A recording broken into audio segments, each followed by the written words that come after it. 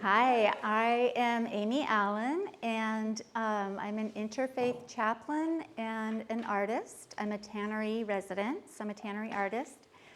And you all spoke so beautifully about your pieces. I can only hope to. That was like a prayer, actually, the two of you, Carmen and Josefina. I met with Thomas, was my unhoused participant, and his dog, Oswald, yes. And Beth was my housed participant, and I felt a little fortunate in my pairing with these two because we had just a bit of history with each other prior to this project.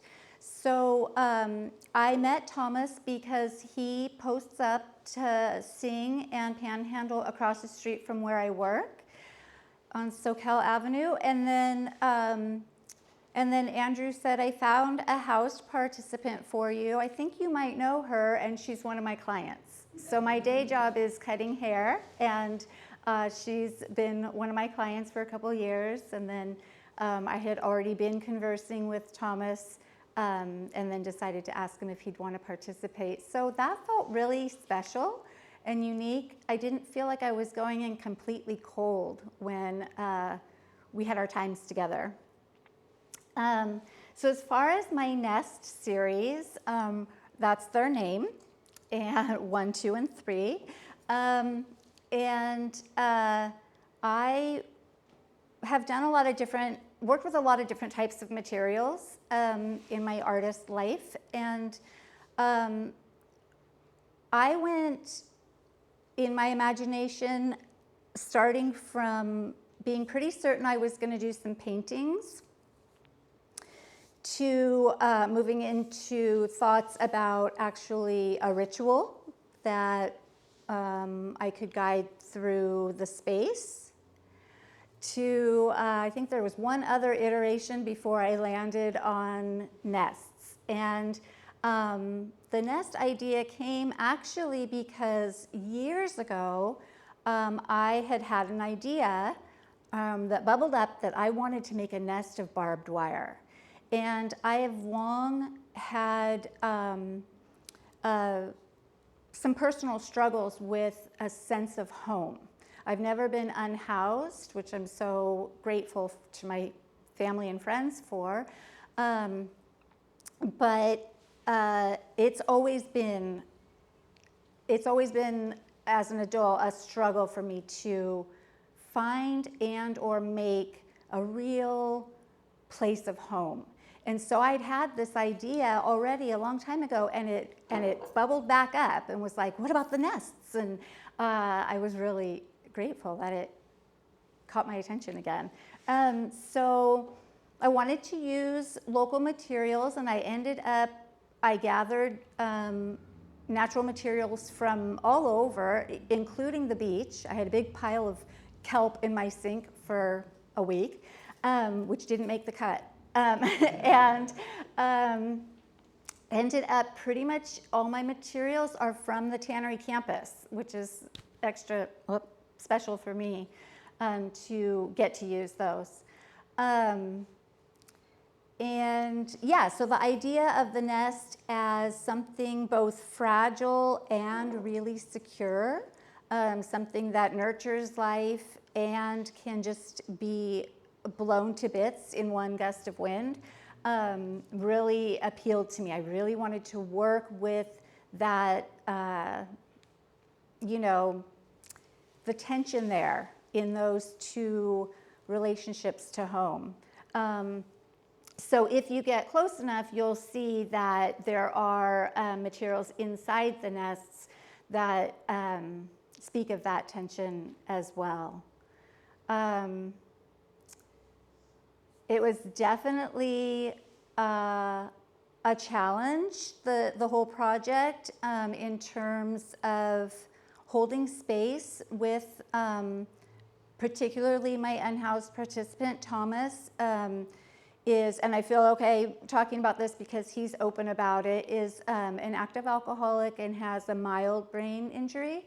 So there were challenges in our, both logistically getting together and in our time together, holding that space could be challenging. I love him, and there were times of challenge, but all in all, and then personally, you know, talking or thinking about ideas of home and my own struggles, and a huge thing that was going on during this process for me was keeping my son off the streets.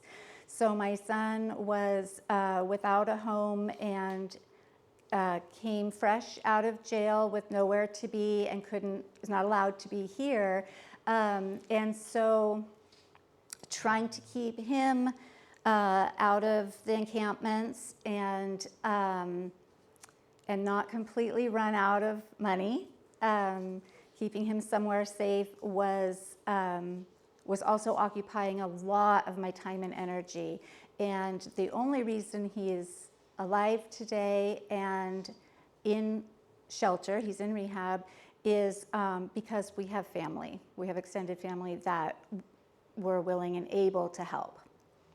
So all of that is the swirl, you know, from which like artwork arises. So yeah, oh, and then the last thing, I have to give the shout out to the birds, because in building nests, I really was intent on building nests with no armature. I was like, I can do this. I can channel the bird, be the bird, and I could not be the bird. It was so difficult. So I have a newfound, very deep respect for birds that build nests with only their beaks and no opposable thumbs. So yeah, that was a big learning curve. So yeah, I think that's a nutshell. And if there's any questions, I may be able to answer them. Yes. Where did you learn how to make the nests like a bird makes a nest? Right. So our friend Google, I was like looking up things, you know, like, and it was really hard to find videos that showed birds making nests, because you'd have to like do kind of a time lapse thing, right? They don't work super fast. So I only was able to find 1 or 2 videos that really showed close up the actual process. And it could be a little hard to follow anyway. It's incredible. It's incredible the way they use their beak and maybe like a talon here or there to like make it happen. It's just mind blowing. So yeah, that was a great education for me. Josefina. Is there any intention with the material that's inside each of the nests? Do they have a story, or is it just, what's your intention? Yeah, so they don't each have a specific story, but they do hearken to some things that have happened. So how much do I want to talk about that? So I really was going mostly for juxtaposition.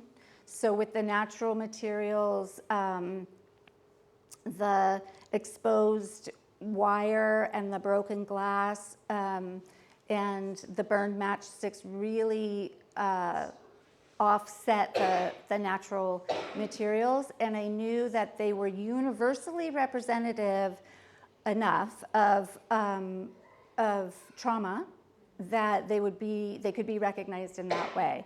So I did have a small fire in my apartment, and I have had broken windows in my apartment and my car, but they're not that specific. Yeah. Thank you. Thank you so much for listening.